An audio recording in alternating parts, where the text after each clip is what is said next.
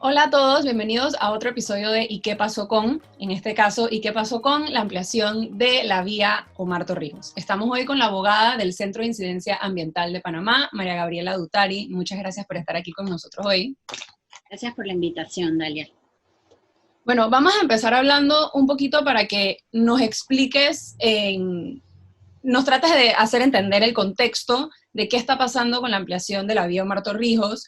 Sé que hubo una decisión de la Corte Suprema de Justicia, si no me equivoco, temprano este año, a finales del año pasado, donde levantaban una suspensión para hacer esta obra de ampliación de la vía Omar Torrijos que pasa por el Parque Nacional Camino de Cruces. No sé si nos puedes dar un contexto más claro.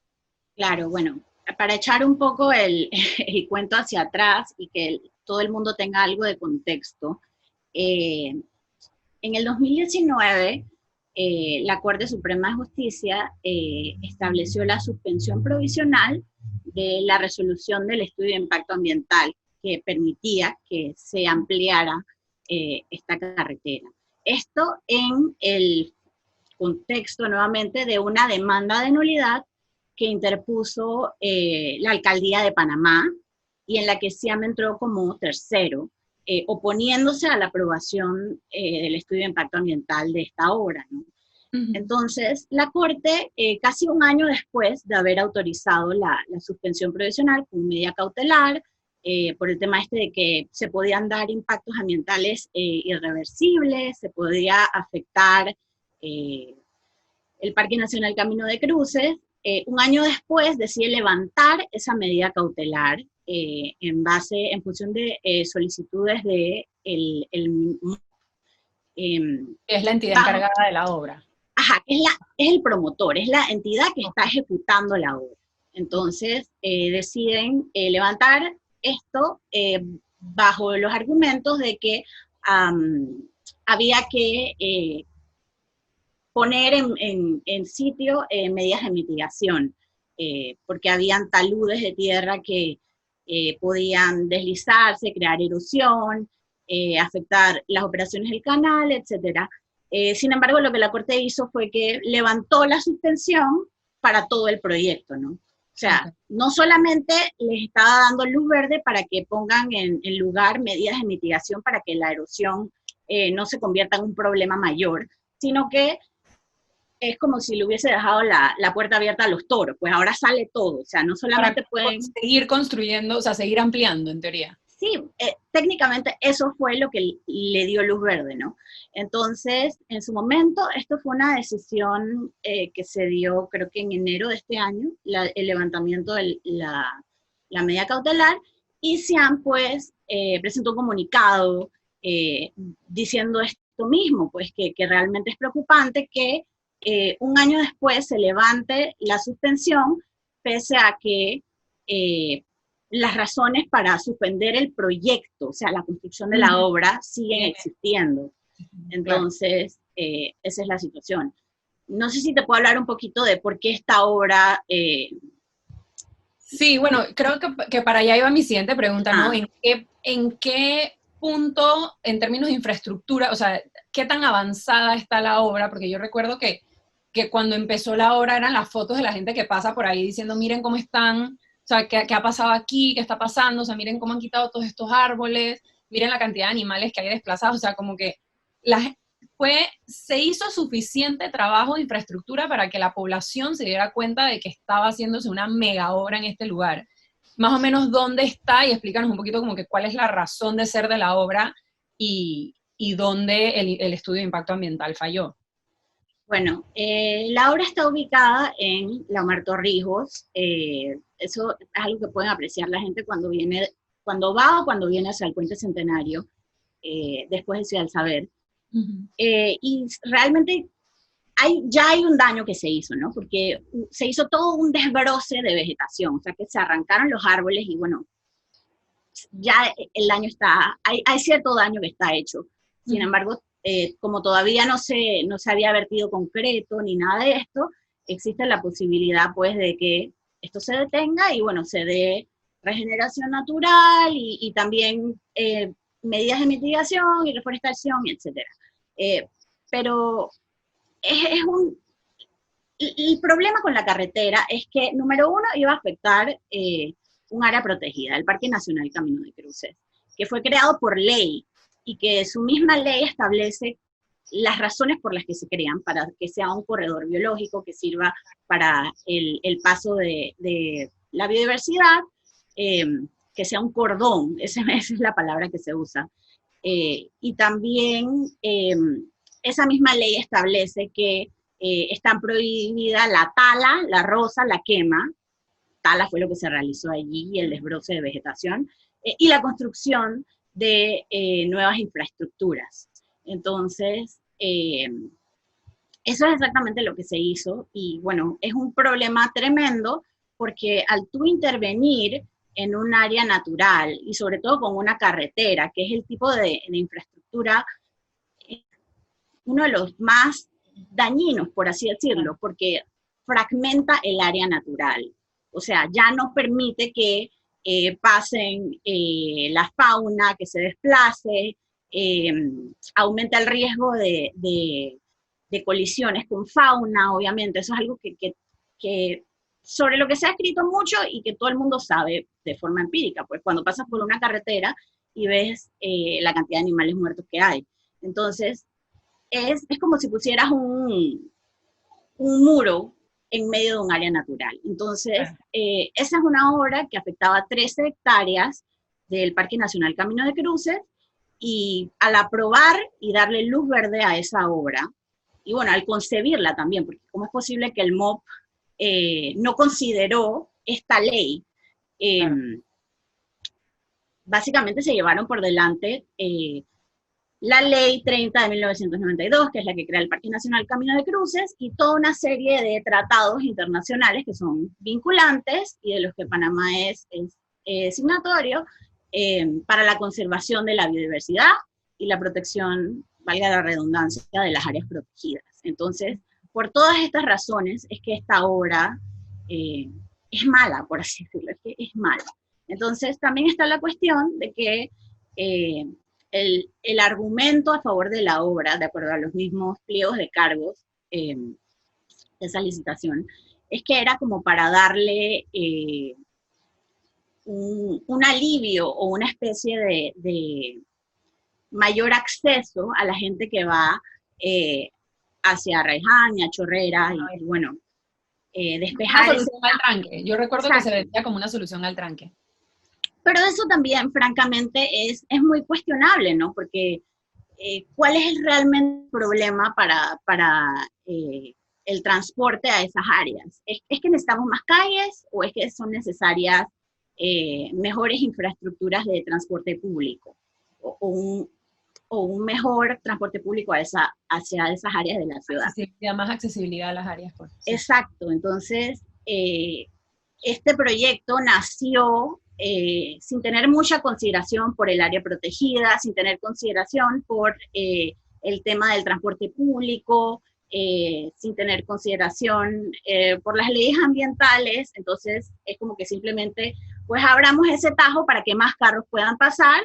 Sin embargo, no está yendo a la raíz del problema, si me explico.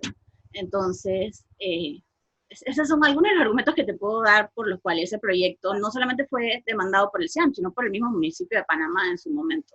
Ahora, quiero que nos expliques un poquito el Centro de Incidencia Ambiental de Panamá, qué hace y cuál es el papel principal que juegan en proyectos de este tipo, porque sé que en una de las, como te contaba, en una de las exposiciones a las que fui del CIAM, lo que me llamó mucho la atención es que no es solo una organización o una fundación que busca hablar sobre el medio ambiente e informar sobre el medio ambiente, sino la idea es incidir y tener verdadero peso sobre las decisiones que se hacen y llevarlo a la norma y a la ley. Entonces, ¿cuál es el papel que juega CIAM en este caso en particular y bueno, un poquito en general como que en casos de este tipo? Y bueno, el Centro de Incidencia Ambiental es una organización no gubernamental cuya misión es defender el derecho humano a un medio ambiente sano y defender la naturaleza, por así decirlo, la biodiversidad. Entonces, hace esto a través de la incidencia política y del litigio estratégico, que sería lo que estamos haciendo en este caso, que es tratar de que a través del sistema de justicia se protejan y se reconozcan la protección al medio ambiente, al derecho humano a un medio ambiente sano, al derecho al desarrollo sostenible, que está en nuestra Constitución. Entonces, esa es la misión del CIAM. El CIAM es una organización que es activa a través de la incidencia política, por eso es que siempre estamos revisando normas y políticas para ver si realmente están enfocados hacia la dirección del desarrollo sostenible y la conservación y la protección ambiental, y también es la razón por la que presentamos demandas en contra de autorizaciones quizás arbitrarias o caprichosas que da la administración a proyectos que son en detrimento del medio ambiente y de las comunidades. Entonces, por darte un ejemplo, el CIAM ha presentado demandas contra múltiples proyectos que se han tratado, es algo que no para, todavía está, de ubicarse en el humedal Bahía de Panamá, que es el área protegida más grande de la provincia de Panamá, y que sufre mucho por la presión de la expansión urbana y también hasta cierto punto la expansión rural, ¿no? Porque también se busca eliminar el humedal para dar espacio a potreros. Entonces, eso es lo que hace el CIAM. El CIAM defiende las áreas de importante biodiversidad y las áreas naturales que tienen un valor per se, pero que también son importantes para las comunidades y para todos los panameños, ¿no? Claro, y que como explicabas, en el caso, por ejemplo, de la ampliación específica de la vía Mar Torrijos, se están pasando por encima de leyes, o sea, también hay no sé, se está como ninguneando la misma norma que existe, o sea, el marco jurídico que existe para proteger estas áreas. Mis otras dos preguntitas, o sea, tengo particularmente de este proyecto, sé que ahora que estamos en crisis sanitaria, ¿no? Pandemia, tal, bueno, separaron los proyectos de infraestructura, tanto pública como privada. Mi pregunta es si este proyecto cae dentro de los que el Ministerio de Salud dio permiso al MOP para continuar trabajando ahora. Sé que ellos listaron algunos, no sé si este era uno de los que se abrió y se le dio permiso al MOP para volver a trabajar allá y que estén los trabajadores del MOP ahí, o este no estaba incluido en esa lista. Bueno, yo no he tenido acceso a esa lista, sin embargo te puedo decir que es un proyecto de infraestructura pública, o sea, el impulsor es el Ministerio de Obras Públicas, y al menos en la parte de lo que detenía este proyecto, que era la suspensión provisional como medida cautelar, eso ya se levantó. O sea que si lo que detenía a este proyecto eran las medidas de distanciamiento físico que exige el Ministerio de Salud, y esas medidas también se han levantado, entonces realmente esto técnicamente tiene luz verde para avanzar, ¿me explico? Claro. Entonces, ¿cuáles son los próximos pasos que está considerando tomar CIAM? Y no sé si hay otras organizaciones o otros grupos de sociedad civil con los que está trabajando CIAM en cuanto a este proyecto en particular. O sea, ¿qué más puede hacer CIAM? Bueno, nosotros estamos usando todas nuestras herramientas en lo que respecta a incidencia, porque ahora mismo esto está en manos de la Corte, de la Sala Tercera, y bueno, como todos sabemos, el sistema de justicia en Panamá quizás no es el más diligente ni el más expedito. Entonces, bueno, estamos esperando una decisión de la Sala, y mientras realizamos acciones de incidencia política, a principios de año asistimos con residentes de áreas revertidas a una pequeña conferencia de prensa que ellos organizaron, y pues presentamos un comunicado, no oponiéndonos, pero básicamente mostrando nuestro desacuerdo y rechazando la motivación que dio la Corte para levantar las medidas de suspensión, las medidas cautelares de suspensión provisional, y bueno, pues estamos haciendo eso que se llama, pues, raise awareness, o sea, incidencia para que la población esté consciente de este problema y como un actor colectivo, no solamente como SIAM o los vecinos de áreas revertidas, exijamos la protección del Parque Nacional Camino de Cruces y el respeto a las normas ambientales.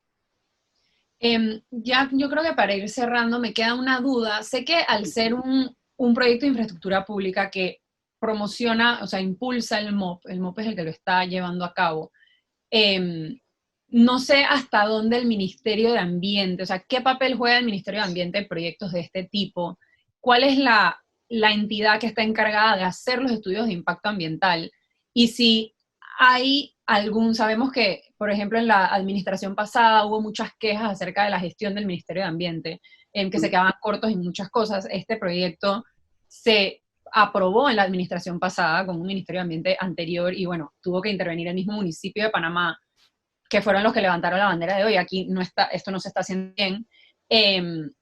¿Ha habido un cambio dentro del ministerio en la manera en la que se llevan a cabo, o sea, en la manera en la que se evalúan este tipo de cosas, o en el mismo, ustedes como organización no gubernamental que trata temas de medio ambiente, ven un cambio de cultura o de esfuerzo por parte del Ministerio de Ambiente? O sea, ¿cómo es esa relación?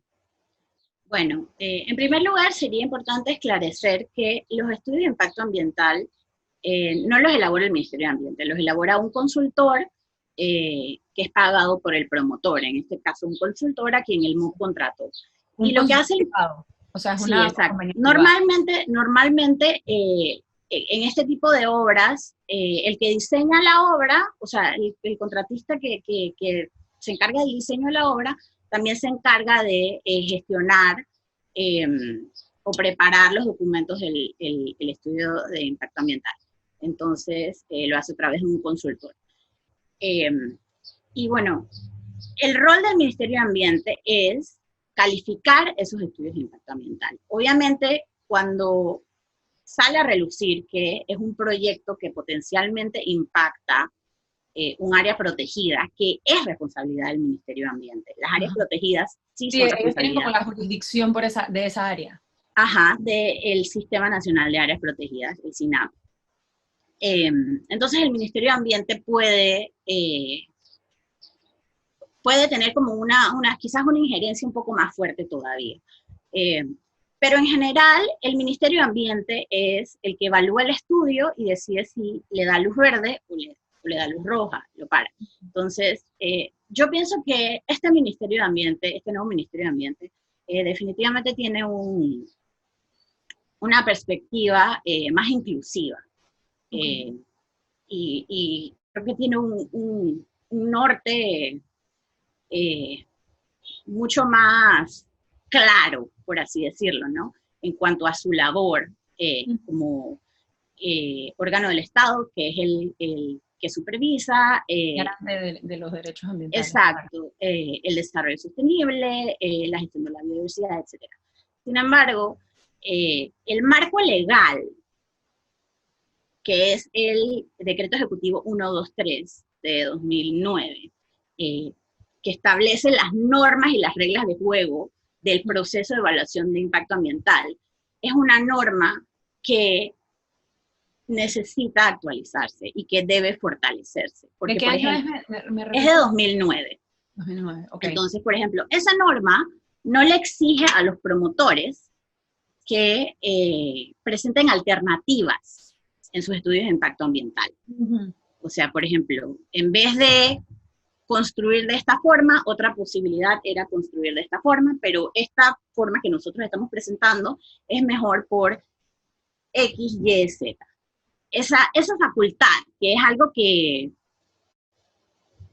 o sea, debe estar en las normas modelo de muchos países está, aquí en Panamá no se tiene. Entonces no se obliga a presentar alternativas. Tampoco el ministerio tiene la facultad de rechazar un estudio de plano. ¿Me explico? O sea, rechazo este estudio porque simplemente no es viable. Ellos lo tienen que calificar, tienen que dar una calificación. Exacto, o sea, es como si todo fuese posible mitigarlo. Y eso no es cierto. No es posible, no todo puede mitigarse, simplemente hay algunas afectaciones ambientales que no son tolerables, ya sea porque, como en el caso de Camino de Cruces, tienes una ley que expresamente te prohíbe ciertas cosas, sino porque simplemente hay algunos riesgos y afectaciones ambientales que no son deseables, o sea, que no se pueden mitigar, que no se deben realizar en esa área en específico. Entonces, por mencionarte algunas cosas, esas son como muletillas y cuestiones de arrastre que tiene el Decreto Ejecutivo 123 y que realmente deben ser modificadas para entonces tener un marco más sólido que le permita entonces a la administración llegar a mejores decisiones y que no solamente dependa de si, bueno, tenemos un ministro de Ambiente que tiene 3 dedos de frente y es una persona y que tiene voluntad, no debería estar a la merced de la voluntad del ministro, claro. Exacto, entonces tener esas normas también le permitiría al Ministerio de Ambiente le daría como más seguridad en el ejercicio de sus funciones porque estaría respaldado por una norma, el decreto ejecutivo, o en caso de que se reformase, qué sé yo, una ley, una cosa así. Pero son cuestiones que, a pesar de que han mejorado, ya te digo, tenemos una administración que se muestra mucho más sensible, que está más interesada en involucrar a la ciudadanía. Igual se necesita un marco legal más sólido. Y la implementación de normas que también tenemos, pero que simplemente no se aplican, como la evaluación ambiental estratégica. Entonces, esas son cosas que son necesarias.